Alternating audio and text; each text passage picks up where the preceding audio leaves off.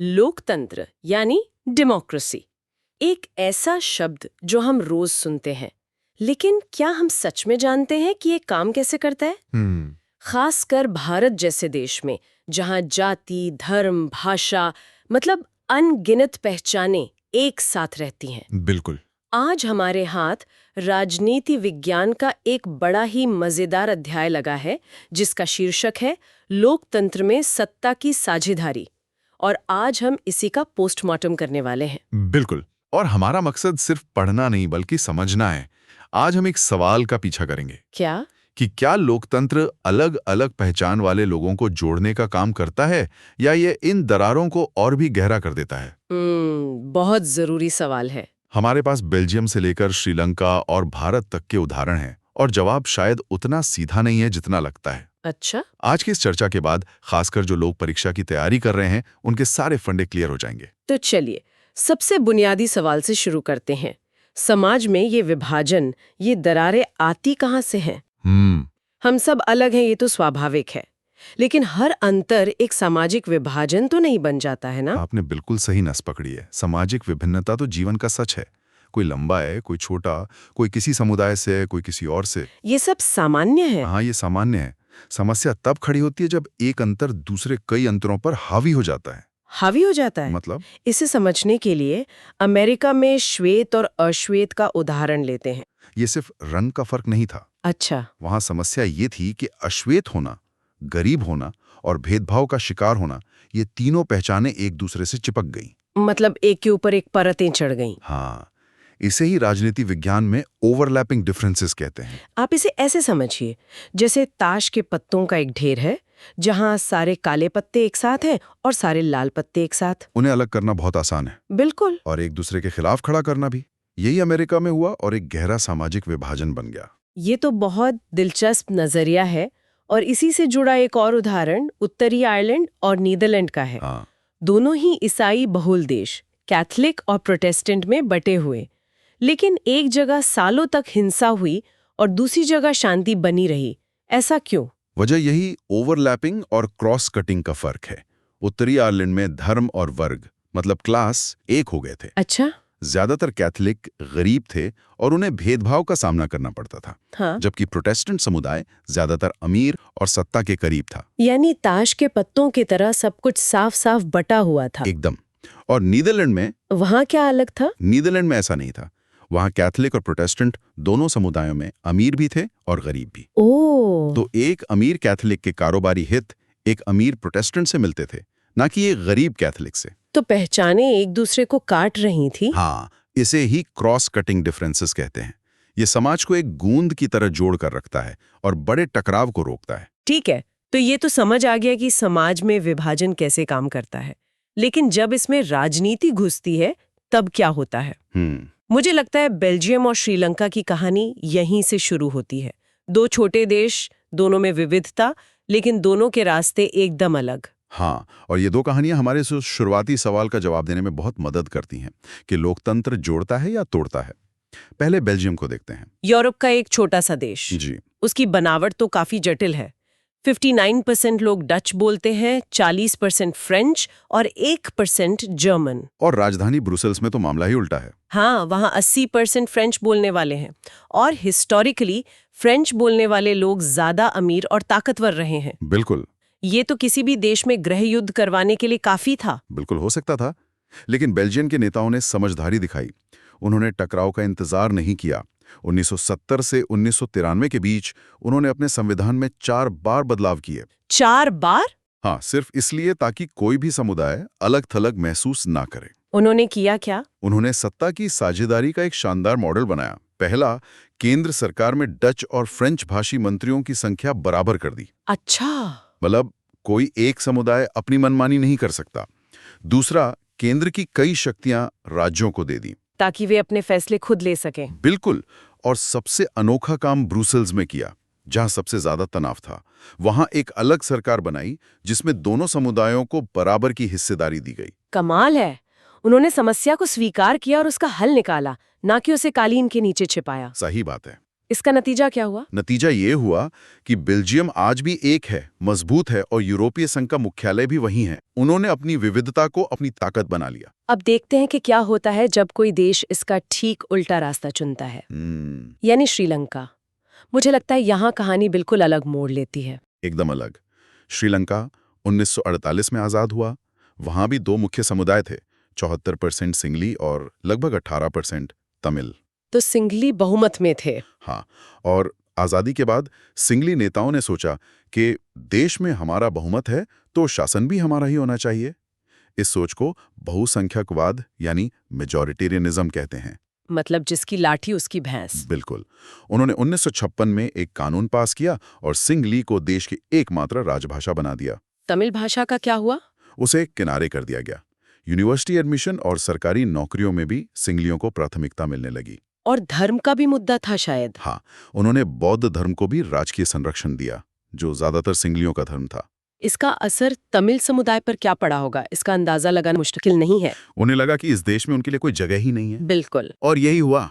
तमिल लोगों में गुस्सा और अलगाव की भावना बढ़ती गई। उन्होंने अपनी राजनीतिक पार्टियां बनाई, बराबरी की मांग की, लेकिन उनकी आवाज नहीं सुनी गई।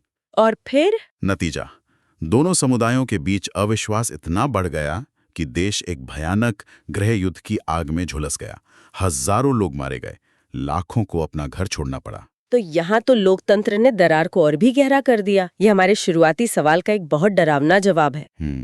एक ही जैसी स्थिति में बेल्जियम ने सत्ता बांटकर देश को जोड़ लिया और श्रीलंका ने सत्ता पर कब्जा करके देश को तोड़ दिया। यही इन दोनों कहानियों का सबसे बड़ा सबक है। विविधता अपने आप में खतरनाक नहीं होती। खतरनाक तब होती है जब एक समूह अपनी ताकत का इस्तेमाल दूसरे को दबाने के लिए करता है। बिल्कुल। अब इस लेंस को लेकर भारत पर आते हैं, जो बेल्जियम या श्रीलंका से कहीं ज्यादा जटिल और विशाल है। यहाँ तो विभाजन की इतनी परतें हैं, जाति, धर्म, लिंग। सबसे पहले जाति की बात करते हैं, जो शायद भारत की सबसे पुरानी और गहरी दरार है। हाँ, और वर्ण व्यवस्था इसका एक चरम रूप रही है, जो पेशे के वंशानुगत विभाजन पर आधारित थी।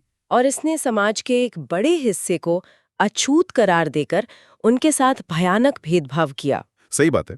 हालांकि ज्योतिबा फूले, गांधी जी और खासकर डॉक्टर अंबेडकर जैसे समाज सुधारकों की कोशिशों और फिर आधुनिकीकरण और शहरीकरण की वजह से जाति की पकड़ कुछ कमजोर हुई है। लेकिन क्या ये सच में कमजोर हुई है? हमारे पास 1999-2000 का एक आंकड़ा है जो कुछ और ही कहानी कहता है। बताइए। ये दिखाता है कि ग्रामीण इलाकों में अनुसूचित जनजातियों के लगभग 46% लोग गरीबी रेखा से नीचे थे, जबकि सवर्ण हिंदू जातियों में ये आंकड़ा सिर्फ 12% के करीब था। ये तो बहुत बड़ा अंतर है। हाँ, ये तो साफ दिखाता है कि आज भी जाति और आर्थिक हैसियत के बीच एक गहरा रिश्ता है। बिल्कुल, रिश्ता आज भी मजबूत है। जाति भले ही शहरों में उतनी ना दिखे, लेकिन शादी ब्याह से लेकर राजनीति तक इसका असर हर जगह है। अब दूसरी बड़ी दरार पर आते हैं धर्म। जब धर्म राजनीति में घुसता है तो वो सांप्रदायिकता का रूप ले लेता है। सांप्रदायिकता, ये शब्द हम अक्सर खबरों में सुनते हैं। इसका असल मतलब क्या है? सांप्रदायिकता एक सोच है जो मानती है कि धर्म ही राष्ट्र का आधार होना चाहिए। ये सोच अपने धर्म को दूसरे धर्मों से श्रेष्ठ मानती है। और ये मानती है कि अलग-अलग धर्मों के लोगों के हित एक दूसरे के खिलाफ है? बिल्कुल, ये बहुत खतरनाक है, क्योंकि ये श्रीलंका वाले बहुसंख्यकवाद को जन्म देती है। तो भारत का संविधान इस चुनौती से कैसे निपटता है, क्योंकि यहाँ तो इतने सारे धर्म हैं? इसके लिए हमारे संविधान निर्माताओं ने भारत को एक धर्मनिरपेक्ष यानी सेक्युलर राज्य बनाया। सेक्युलर, ये एक और शब्द है जिसे लेकर बहुत कंफ्यूजन रहता है। क्या इसका मतलब है कि सरकार धर्म के खिलाफ है? नहीं, बिल्कुल नहीं। ये एक बहुत आम गलतफहमी है। भारतीय सेक्युलरिज्म का मतलब धर्म विरोध नहीं, बल्कि तटस्थता है। तटस्थता? हाँ, इसके 3 सीधे साधे सिद्धांत हैं। पहला, भारत का कोई राजकीय धर्म नहीं होगा, जैसे पाकिस्तान का इस्लाम है। ठीक है। दूसरा, हर नागरिक को अपनी मर्जी का धर्म मानने और उसका प्रचार करने की पूरी आजादी है। और तीसरा, सरकार धर्म के आधार पर किसी से भेदभाव नहीं करेगी। तो ये मॉडल सभी धर्मों को बराबर सम्मान और सुरक्षा देता है। सही कहा। ठीक है, जाति और धर्म तो समझ में आता है, लेकिन एक विभाजन ऐसा है जो शायद हर घर के अंदर मौजूद है। वो है लैंगिक असमानता का। हमारे अध्ययन सामग्री इस बारे में क्या बताती है? वो बताती है श्रम के लैंगिक विभाजन के बारे में।